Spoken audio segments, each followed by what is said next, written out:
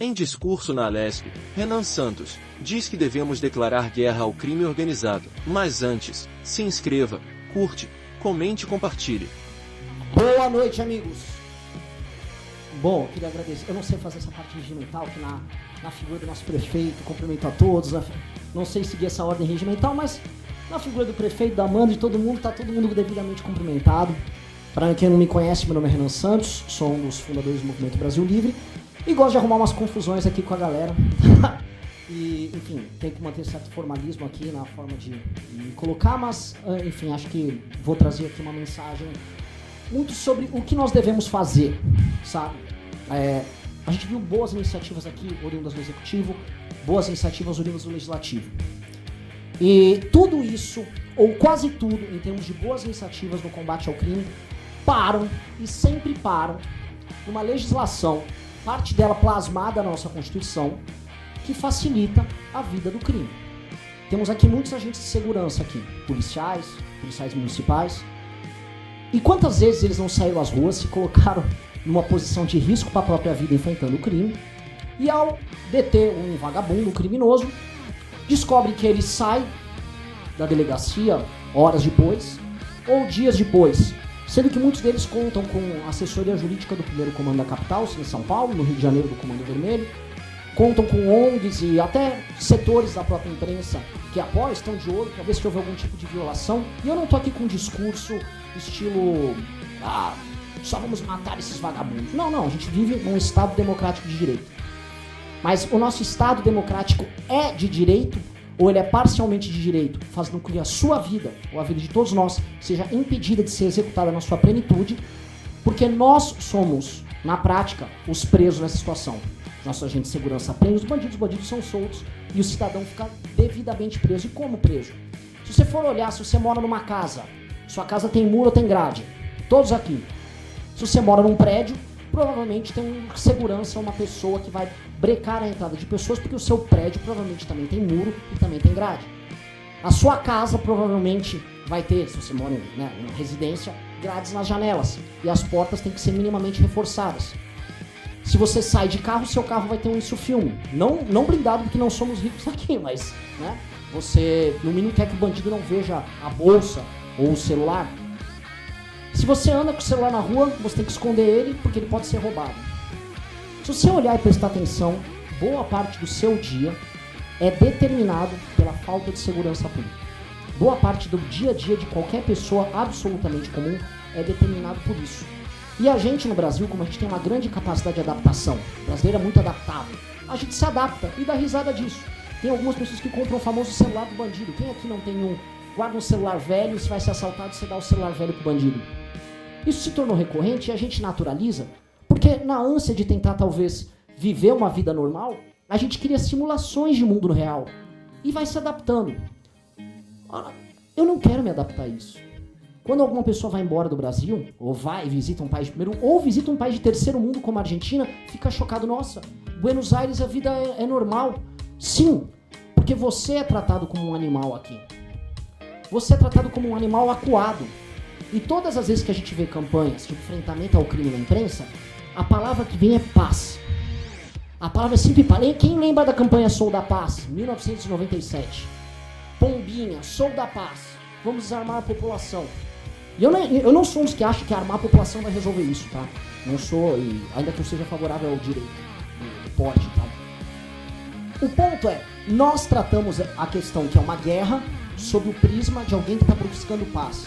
E as pessoas que querem guerra conosco, as pessoas que fazem com que todos nós vivamos cercados por trás de grades, aceitamos uma situação de paz. Não, eu quero pacificação. Pois bem, eu acho que a chave dessa discussão de hoje é: cansamos de buscar a paz. É uma mentira que a gente está aqui para buscar a paz. Nós queremos a guerra. Nós precisamos de uma guerra. Nós precisamos prender e matar os líderes das facções criminosas que fazem que nós sejamos eternas vítimas. E às vezes falar isso soa absurdo, eu peço desculpa para as autoridades por falar isso aqui. Mas nós precisamos prender e matar as lideranças do crime organizado. Chega do... Assim, nós perdemos vidas de policiais e é uma coisa muito esquizofrênica, né? O Estado brasileiro paga as forças de segurança e ao mesmo tempo paga eventos que cantores e heróis para a juventude cantam músicas tecendo loas a quem mata policiais e forças de segurança. Eventos públicos. Isso acontece em todo o Brasil e por isso os vereadores aqui presentes, que protocolaram que é Leon Churuan, sabem e estão presentes. Alguns rodaram o Brasil inteiro para estar presente aqui. Porque isso acontece o tempo todo. E aí, nós vemos aquelas discussões completamente vazias. Surge, sei lá, uma Tabata Amaral. Precisamos de inteligência. Ora, temos inteligência. O Smart Sampa é inteligência. Mas esses mesmos intelectuais, não, mas veja só, um racismo estrutural no Smart Sampa. Eu vi essa discussão, alguém aqui já deve ter visto também. Não, precisamos agora falar da recuperação deles. Não, antes de recuperar eu quero punir. E é tão libertador a gente falar o que precisa ser feito.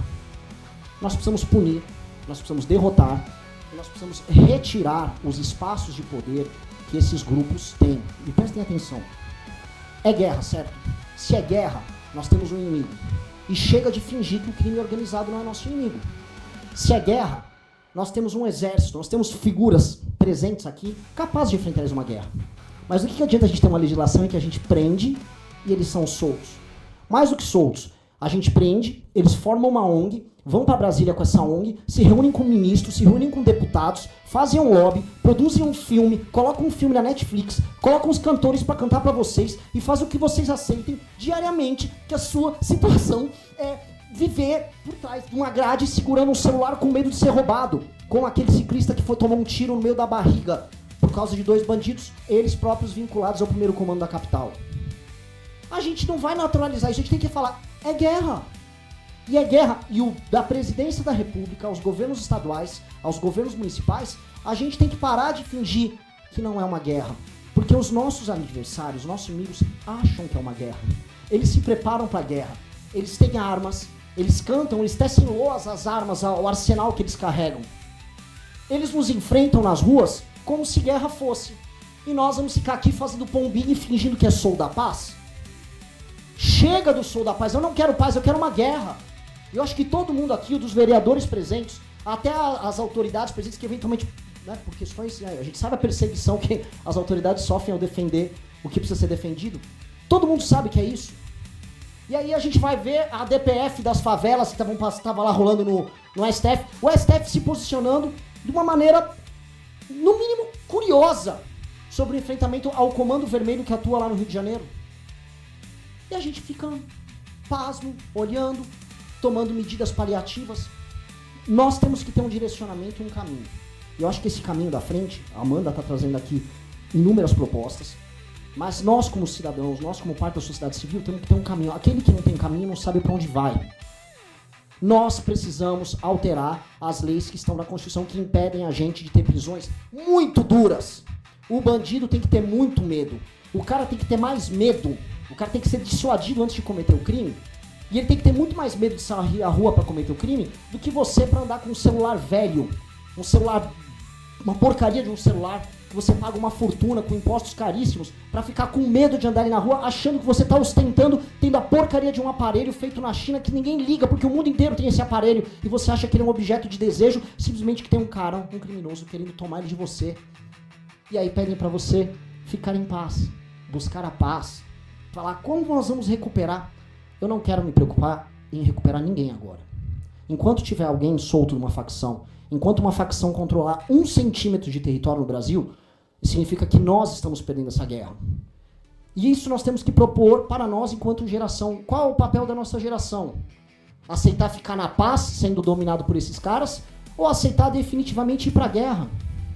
Nós temos que ir para a guerra e é a única coisa que importa. Se tem uma facção que controla um pedaço do território brasileiro, não importa em São Paulo, no Rio, a gente sabe o que está acontecendo no Brasil inteiro. Aqui temos representantes do legislativo do Brasil inteiro. Todo mundo sabe que algum naco do seu estado é controlado pelas facções criminosas. Todo mundo sabe disso. É aberto, é público, é notório. Enquanto nós ficamos fingindo que isso não é um problema e que nós somos reféns no nosso suposto estado, a gente vai ficar se iludindo, vivendo com aquelas casas, com aquelas grades, com até a barriga pro carro entrar, pro carro caber na garagem, né? Com segurança em prédio, para quem pode, e negando o óbvio. Nós somos um bando de refém. Eu prefiro ser um refém que luta para não ser escravo do que acordar e correr o risco, como a Amanda tá correndo, e declarar guerra a esses caras. com eles ameaçando você, mandando mensagens de morte, afirmando que você tem que desistir, que vai te matar, que no caso dela por ser mulher, e as mulheres sempre, aliás, as mulheres que estão aqui presentes são muito corajosas, porque elas sempre sofrem ameaças muito mais duras do que nós homens, muito mais duras. E é isso. Ou a gente declara guerra como ela está declarando, ou a gente vai ficar na fingição. Eu não aguento mais fingir. A gente tá montando, eu não vou fazer propaganda de nada. A gente está montando um partido político de nome e missão simplesmente para isso. Se a gente conseguir cumprir, e se a minha geração, não importa aí sim, o partido político de todos vocês, a orientação política de todos vocês, tá? Ou as afiliações e as afeições político-partidárias de cada um. Se nós pudermos todos declarar guerra ao crime e fazer o óbvio e permitir que nossas polícias possam caçar, prender e, no caso, se houver resistência, levar a óbito quem causa o terror na nossa vida, nossa geração vai ser marcada como uma geração vencedora e não como uma geração que se acovardou e ficou escondida pregando paz num país que só quer a guerra. Muito obrigado a todos.